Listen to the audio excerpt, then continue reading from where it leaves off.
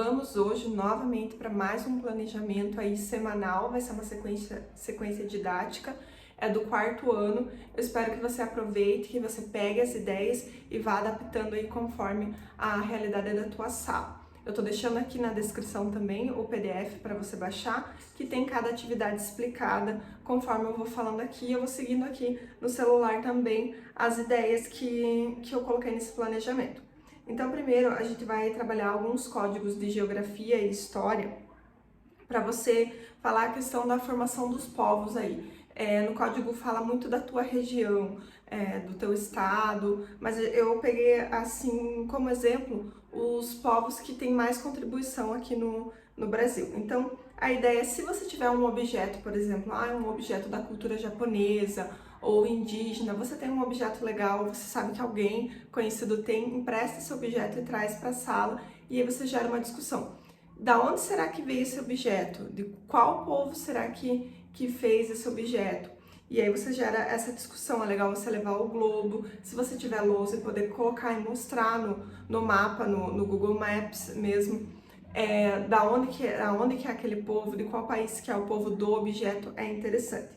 Eu coloquei também 2 links de vídeos ali que explicam um pouco da cultura africana e da cultura indígena, a contribuição deles. E tem as perguntinhas ali para você ir fazendo para gerar essa discussão e esse entendimento, assim, cutucar um pouquinho eles com relação a essa contribuição na cultura foi legal, é importante, a contribuição dos índios foi importante pra gente, o que a gente usa no nosso dia a dia, vocês conseguem lembrar aí? E daí trazer essa discussão para eles. Aqui no PDF tá bem explicadinho. Então, qual povo criou esse objeto? Qual a importância desse povo para a construção da nossa história? E ali no vídeo vai dar alguns exemplos aí, como eu disse, da cultura africana e indígena. Se é mais forte, por exemplo, no teu estado, aí na tua região, a cultura italiana, dá uma procuradinha no Google aí que sempre tem uns vídeos explicativos, você pode passar para eles ou só você ver para poder falar para eles. Em vídeo é bem mais legal, bem mais dinâmico para ter essa compreensão. Então, na nossa sequência didática, que vai falar dessa questão das outras culturas, é importante você ter um mapa, seja um mapa impresso, seja o globo, ou ter de forma virtual aí o mapa para você estar mostrando para eles e falando da onde que veio esse povo. Isso vai ser o nosso plano de fundo aí das atividades. A primeira atividade, a ideia é essa, mas eu também coloquei aqui no PDF algumas figuras que você também pode brincar com eles aí, trazer impressa, trazer de forma online. Da onde que vocês acham que é essa figura? Essa figura representa qual povo? E aí eu coloquei japonês, africano, indígena e a italiana também. Coloquei algumas só para você ter uma ideia, e daí você pode, se você gosta de trabalhar com gamificação, essa sequência didática, você pode ir pontuando, separar equipes e ir pontuando quem que acerta mais, por exemplo, essa atividade aqui. E aí a atividade 2 é um pouco parecida com essa, você vai trazer várias palavras, eu coloquei aqui listas de palavras, então eu coloquei de origem africana, árabe e indígena, palavras que têm essa origem que a gente usa aqui no nosso dia a dia, a gente usa no Brasil.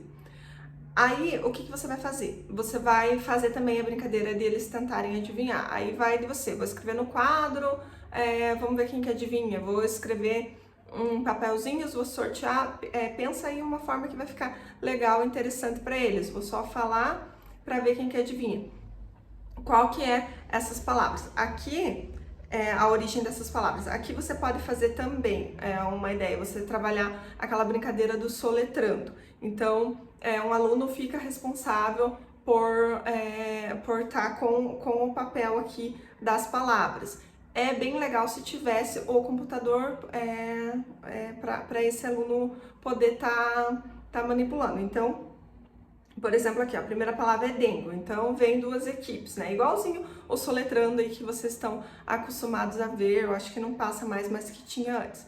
Então, o primeiro aluno fala dengo. Você fala dengo para ele e ele tem que soletrar. Aí ele pode perguntar qual que é o significado, a aplicação numa frase.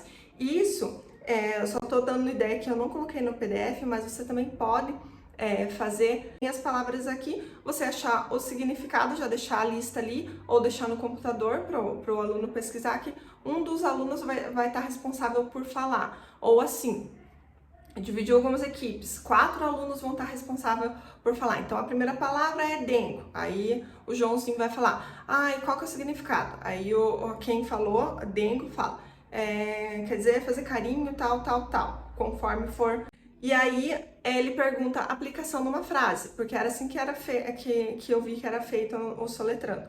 E daí, a criança fala, quem está responsável ali pela palavra fala. Aí, quem está responsável ali por falar monta essa frase, ou já deixa a frase pronta e a pessoa só fala. E daí quem vai soletrar fala D-E-N-G-O. Aí você pode ter mais alunos, por isso que é legal, você envolve muito a turma. Você pode ter mais alunos. Um que vai ficar só escrevendo o que os participantes da equipe A vão falar. O outro fica só escrevendo o que os participantes da equipe B vão falar. Então dá para você envolver, se a tua turma é grande, dá para você envolver muita gente aí nessa brincadeira do soletrando. Isso você pode fazer um outro dia. Aí o que você pode fazer, conforme for uma cultura mais forte aí na tua região, por exemplo, se é indígena, e você tem a possibilidade de trazer figuras ou até mesmo o objeto, que nem abacaxi, açaí, aipim, capim, são coisas que são concretas. Você pode fazer as figuras ou objeto mesmo e fazer aquela brincadeira de colocar tudo num baú e aí vem o primeiro aluno tira, por exemplo, o abacaxi. Eu fui na feira, eles vão construir o texto juntos. Eu fui na feira e comprei um abacaxi. Aí vem outra pessoa e tira ali, não sei, a figura de mingau. E daí dá a continuidade. Eu vou fazer um abacaxi de mingau muito gostoso. Dá continuidade para esse texto. É legal você explicar bem para eles como que faz, treinar algumas vezes e depois um dos alunos vai estar escrevendo, ou você pega um aluno por vez para escrever a frase que foi falada e vocês vão tentar montar esse texto. Depois você com a turma vai fazendo as correções. Pode ser no quadro que eles vão escrevendo, porque daí você apaga, vê o que fica melhor. Então só essa atividade de montar esse texto coletivo com certeza já leva uma aula inteira. Além de você fazer a competição, né, de tentar adivinhar qual é a origem de qual palavra. Esse aí fica bem interessante. A terceira atividade, você vai estimular eles ter um raciocínio para discutir, para colocar em palavras aquilo que eles estão achando, o que eles pensam, a opinião deles. Então, eu trouxe aqui um texto, uma fábula de origem africana, aquela fábula Ubuntu, que você talvez já deve conhecer, que é a questão da competição. As crianças foram competir e no final elas dão as mãos para todo mundo chegar junto. E você levantar essa questão de competição versus colaboração, o que é melhor. Mas aí eu sei que muitas vezes é complicado, o aluno não fala, ele fica travado, não gera uma discussão. Então a ideia é separar em equipes e eles fazerem essa discussão entre eles. Mas como que eles vão fazer? É importante você trazer para eles que não é todo mundo que sai falando, sabe discutir, sabe pôr ideias, e a gente precisa treinar. Fala para eles sempre comparecem. Tem muitos adultos que não conseguem colocar as ideias do que eles pensam, ficam travados, mas a gente está aqui para treinar. Então, você separa essas equipes e coloca na mesa para eles verem. Eu fiz aqui, gente, não sei se vai dar para ver, eu fiz de caneta, mas se você puder digitar, é só você colocar no Word e dividir o texto em 2 colunas que fica legal. Aí você pode fazer o título de uma outra cor e a explicação de outra. Então, o que é? É só alguns exemplos. Então, assim, começou a discussão, a criança não sabe como falar direito, aí ela pode dizer, eu quero acrescentar que eu penso assim, que existe isso, isso e aquilo. Você pode dar um exemplo mais concreto conforme for ali a discussão. Eu concordo, aí alguém vai querer falar também. Eu concordo, porque realmente a competição, às vezes, um perde, o outro ganha e daí fica triste, por exemplo. Eu discordo disso porque é melhor que tenha um vencedor por causa disso, daquilo. E aí tem outros exemplos aqui. Eu entendi que você falou isso, para ver se a criança realmente entendeu.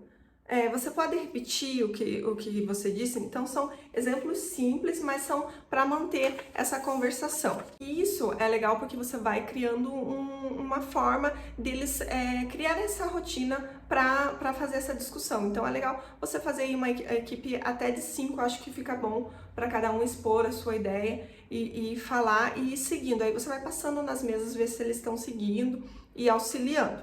Depois disso, a ideia é eles fazerem um texto do que eles compreenderam dessa fábula e que conclusão que eles chegaram ali na mesa deles. Cada um faz o texto de forma individual. E a correção depois você pode corrigir um a um, mas sempre é bom, sempre é importante você corrigir o texto no quadro, para que eles entendam, percebam o que pode melhorar. Então, esse daqui você pode até pegar alguém para corrigir e os alunos irem fazendo a correção neles também.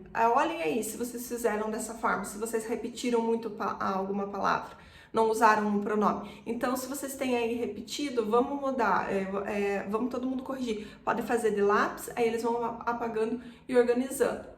Você pode ir passando também nos grupos para ver como que tá esse andamento, só que a correção lá no quadro é sempre importante. E frisando que o erro todo mundo comete, que muitas pessoas, mesmo adultos, cometem erros, que é importante a gente perceber para melhorar, para você tirar aquela questão de ai, eu tô errada, então não tenho o que fazer. Não, mostrar a parte positiva do erro para eles também. E uma terceira atividade que eu coloquei aqui é para você trabalhar códigos de ciência, matemática e também língua portuguesa, que sempre dá para trabalhar em tudo, né? Eu coloquei para você fazer uma receita que aí vai abordar o código de ciências que fala de identificar as misturas. Eu coloquei que é a questão das misturas que as crianças têm que observar com base em propriedades físicas observáveis. Então, eu coloquei para fazer uma receita. Tem uma receita aqui que vai no fogo, então se for muito difícil para você colocar eles lá para fazerem a receita no fogo, eu também dei uma opção de uma receita que não vai no fogo, que é mais simples. Tem aqui o vídeo da receita também. Gente, é um nome de uma receita africana, é um doce que eu não sei nem pronunciar. É QUMB. Esse é um doce com açúcar de coco africano. E daí tem também a receita mais simples, que é uma receita de salada. E na receita de salada, você vai usar o alface e a manga. Eu coloquei aqui 2 links para você dar uma olhada para ver da onde que veio o alface ou como que o alface chegou no Brasil e a manga da mesma forma. E você pode procurar também no mapa para mostrar para eles da onde veio. Ou a receita da África, onde que tá a África lá no mapa, para você mostrar para eles. Na preparação da receita, a ideia também é dividir os papéis ali. Alguns vão preparar, alguns vão anotar os questionamentos que vão ser feitos e as conclusões ali, o que for mais importante, surgiu ali de mais importante. Então, você vai perguntar, será que essa mistura que a gente está fazendo agora é uma mistura homogênea ou heterogênea? Explicando para eles o que é, né? A salada, por exemplo, misturou. O que essa mistura virou? Virou heterogênea? Estou conseguindo observar do que é composta essa mistura. Se eu fizer um suco com a manga, será que vai ser heterogêneo? Eu vou conseguir observar, estava sólido, virou líquido, fazer essas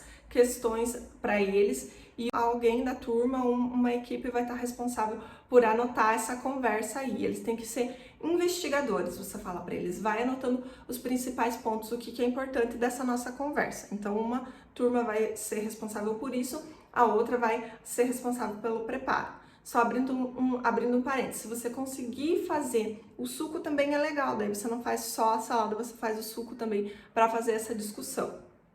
E outra turma vai ser responsável por colocar no quadro ou onde você definir melhor ali no caderno a quantidade dos ingredientes na reta numérica. Então tem ali 1/4, meio, 2 xícaras, uma unidade inteira. Um grupo vai estar responsável por isso. Eu coloquei aqui também um vídeo para você ver antes de passar para eles. Então, gente, a gente vai fazer a receita, mas eu tenho que explicar para vocês a questão da reta numérica, porque alguns alunos vão ter que participar colocando ali a quantidade na reta numérica.